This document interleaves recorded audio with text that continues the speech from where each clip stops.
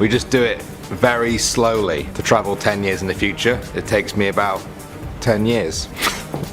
I don't know. But there are cases out there which people hold up as proof of time travel being possible. Some of them are photos, some of them are even videos. Some of them come from the supposed time traveler themselves. Let's see what you guys make of all of it. My name is Danny Burke and this is the top 10 scary time travel stories. Coming in at number 10 now, we have Håkan Nordqvist. In 2006, this Swedish man claimed he had been to the year 2046. How did he get there? Through his kitchen sink. He was trying to fix a problem under his sink, but when he went into the cabinet, he noticed that it just didn't end. It kept on going and going and going. Eventually, he reached the end of the tunnel, and there he was in the year 2042, and he met his older self. This might be easy to dismiss, but for one thing, he brought his phone with him and he filmed it. What you're seeing now is the footage of him meeting his older self in the year 2042. They even show each other their identical tattoos. I don't know about this one. Maybe we'll have to wait until 2042 to see if he really was telling the truth. Alright, at number 9 now, we have the Chaplin Time Traveler. In 2010, a clip was uploaded to YouTube from the Extras DVD of Charlie Chaplin's film The Circus. It shows people attending the premiere of the movie, and then there is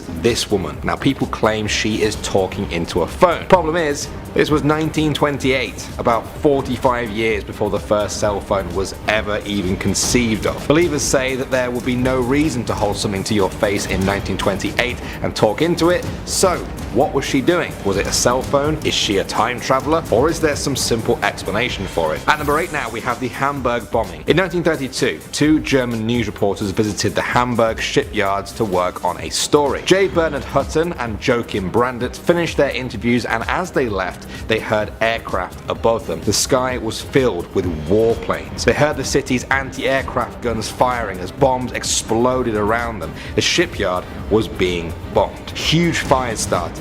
Warehouses collapsed. The two men ran to see if they could go and help someone, but were told by a security guard to just leave. As they drove away, the sky suddenly started to clear. The streets were busy again with people. The buildings were totally intact. They looked back and everything was fine. They told their editors this, who dismissed it completely, so the men just kind of forgot about it. 11 years later, in 1943, at the height of World War II, the Hamburg shipyards were bombed by Britain. Bernard Hutton saw the newspaper pictures and felt a shiver along his spine. The scenes of devastation were exactly what he had seen in person 11 years before. At number 7 now, we have the time-travelling hipster. This is a picture from 1941 of the reopening of a bridge in British Columbia, Canada. People's eyes were immediately drawn to this man. His clothes don't seem to fit in. He looks more like a modern-day hipster than someone from 1941. People said his camera was just too compact for that era. For them, this was a sure sign of a time traveler wearing and using things that just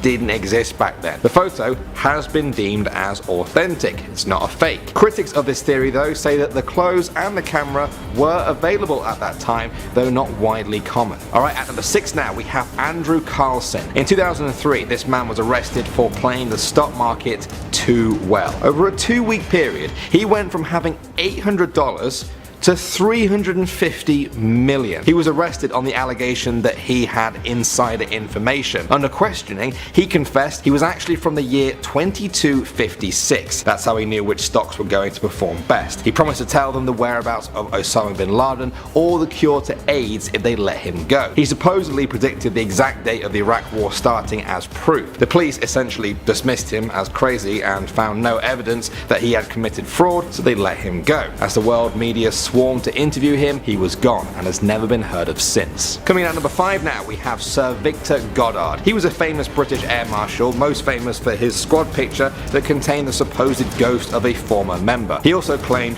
to have travelled in time. In 1935, he was ordered to fly from Scotland to England when he passed over the abandoned Drem airfield. At that time, it was out of use. Plants had grown everywhere. There were even cows grazing on the runway. Suddenly, he ran into a strange storm. The clouds were yellow and Goddard became disorientated. He was just lost in the clouds and falling. Then, the yellow clouds broke and he could see the airfield again. The storm vanished. Everything was clear. The airfield had changed. There were now mechanics there, working on brand new planes. 3 of them he recognized, but the 4th was a monoplane that didn't even exist in 1935. The planes were all yellow, and the mechanics were wearing blue overalls. He had never seen anything like it. Eventually though, after many years, the planes and the new uniforms did come to pass. Drem Airfield even came back into use, just like Goddard said. Was this all a lucky guess or a genuine time slip? At number 4 now we have John Titor. In 2000, a person calling himself John Titor announced on an online forum that he was an American soldier from the year 2036. Now he said the government sent him back to 1976 to get an IBM computer which they needed to debug computers in the future. He stopped off in 2000 for personal reasons and decided to let people in on the secrets of the future. He got certain things right: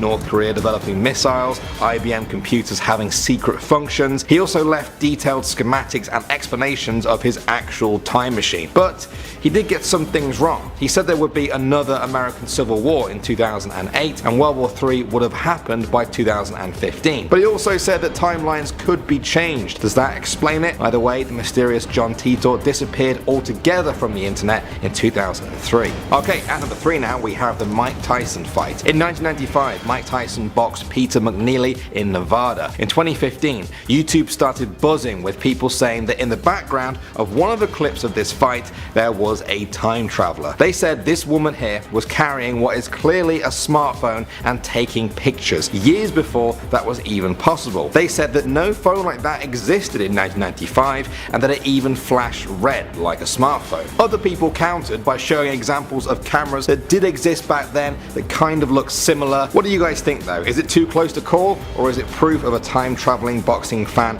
going back to watch their favorite match? Okay, at number 2 now we have the astronaut. The Catedral Nueva in Spain started being built in 1513. It's a grand old cathedral with a lot of nice stonework you'd expect from the Middle Ages, except for one bit of it. There, along one of the entrances, is a carving of an astronaut. What is an astronaut doing on a 16th century church? Well, this is where the explanations divide. The church itself and many other people there say that the astronaut was added as part of a 1992 restoration project. That makes sense, but others say that doesn't add up. They say that the astronaut was carved a lot earlier than that, and that the restoration work was actually to just repair the damaged astronaut. They say it was proof of a time-traveling astronaut who left a little mark on the era he visited. And finally now, at number 1 we have Gertrude Jones. This is her in 1938 leaving the factory where she worked. Some people on YouTube were freaking out, saying that she was talking into a phone decades before that was even possible. They said even the way she holds it is reminiscent of someone holding a smartphone with your thumb over the screen.